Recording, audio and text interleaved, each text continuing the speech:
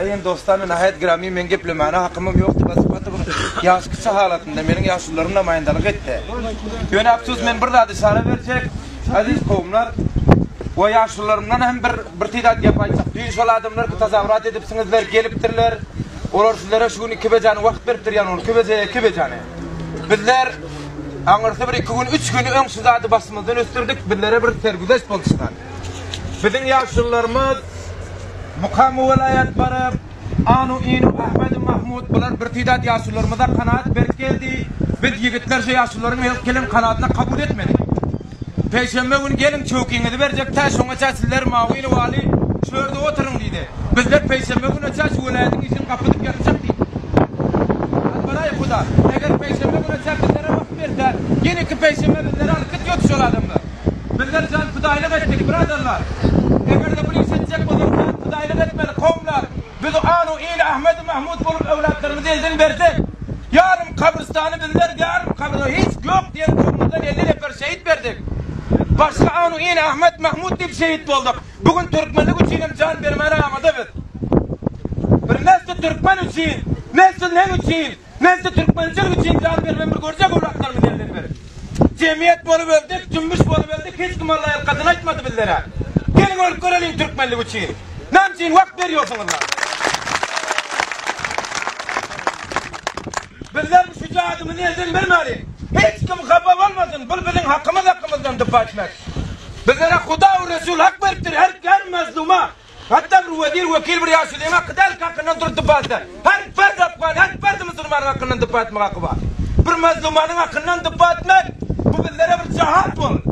Bu mazlumalarımız urulup görse, bizler rahat uyumuzu yatmana, bizlere imanın vicdanımız kabul ediliyor.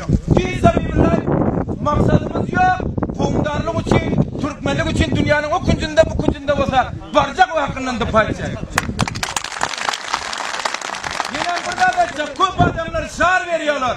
Türkmenler Gospendi diyor, Gospendi diyen misalinde bir kakılge payçak biraderler. Bir koyunun, Gospendi diye şu koyun buluyor bir sade şeklindeydi.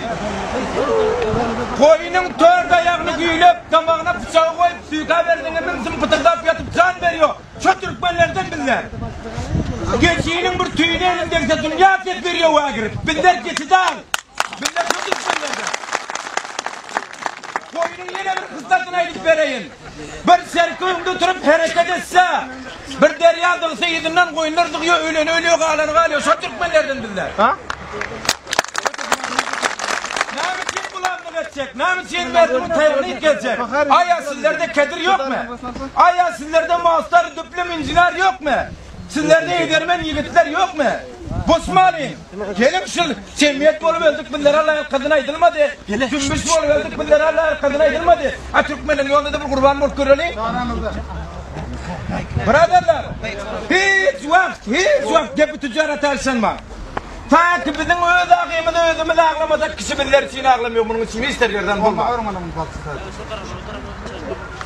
Aziz kovumlar, aziz kovumlar, hacı demek gerekten, bizim sezimizin laf bekariyan dostlar, demek boza olmasa. Velakin bir dakika cavan, men bir cavanım mübarek, Türkmençiliğime kayım, Türkmenlik için can vermana o da bizler amada. Men, elbette cavanlar taraftan, yaşlılar taraftan namayındalık etti. Yine hem bir var, ben aytıyorum, vaade veriyor. Ve şöyle hattı kırmızıda durup. Görüyordunuz Afganistan'ın bayrağında 3 renk bay yukarıda ortada kızıl. Şol kızıl yana kan dökmedek bizlere kamyaplık yetiştirmiyor biraderler. Tutma. Öyle ölüp bir görelim Türkmen olma mühendisiniz bir deyinler. Biraderler, yaşlılar, lütfen kayıt ediyorum. Ben namayında cavanan, vaade veriyorum. Ta katrayı konumuzda sizler bilen, sizler ağlar gününüz ağlıyor. Sizler günleriniz gülüyor. Bu adamsız sizlere, cavallar taraftan yine payamsız. Assalamu alaikum ve rahmetullahi ve berekatuhu.